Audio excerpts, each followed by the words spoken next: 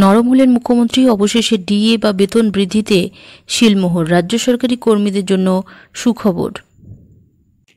লোকসভা ভোটের পর মুখ্যমন্ত্রীর নেতৃত্বে দ্বিতীয় মন্ত্রিসভার বৈঠক অনুষ্ঠিত হয়। পে কমিশনের বিষয়টি নিয়ে সেখানে আলোচনা করা হয় এবং রিপোর্ট অনুযায়ী সেই বৈঠকে সরকারি কর্মীদের বেতন কমিশনের সুপারিশগুলি বাস্তবায়নের ক্ষমতা মুখ্যমন্ত্রীকে দেওয়া হয়। গতকাল ফের মন্ত্রিসভার বৈঠক আয়োজিত হয়। রিপোর্ট অনুযায়ী শীঘ্রই বেতন ও ডিএ বৃদ্ধি নিয়ে ইতিবাচক সিদ্ধান্ত নিতে চলেছেন রাজ্যের মুখ্যমন্ত্রী। এর আগে নিজেদের দাবি দেওয়া নিয়ে সরাসরি মুখ্যমন্ত্রীর সঙ্গে দেখা করেন রাজ্য সরকারি কর্মীদের প্রতিনিধি দল। ভোটের পর সরকারি কর্মীদের সংগঠনের নেতারা সোজা অর্থ দপ্তরের আধিকারিকদের সঙ্গেও সাক্ষাৎ করেন। মনে করা হচ্ছিল খুব দ্রুত কোনো সিদ্ধান্ত নেওয়া হতে পারে। এবার মন্ত্রিসভার বৈঠকের পর সেই জল্পনা আরও জোরালো হচ্ছে। সরকারি কর্মীদের সঙ্গে বৈঠকে তাদের আশ্বস্ত করেছেন মুখ্যমন্ত্রী স্বয়ং।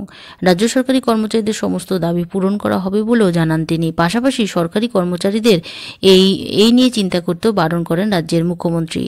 রাজ্যের প্রশাসনিক প্রধানের আশ্বাসের পরে আশায় বুক বেঁধেছেন রাজ্য সরকারি কর্মীরা। তো বন্ধুরা, এই মুহূর্তে সবথেকে বড় যে খবর, যে রাজ্যের মুখ্যমন্ত্রী নরম হলেন এবং ডিএ বেতন বৃদ্ধিতে কিন্তু শিলমোহর দেওয়া হলো এবং রাজ্য সরকারি কর্মীদের জন্য নিঃসন্দেহে এটি খুবই খুশির খবর।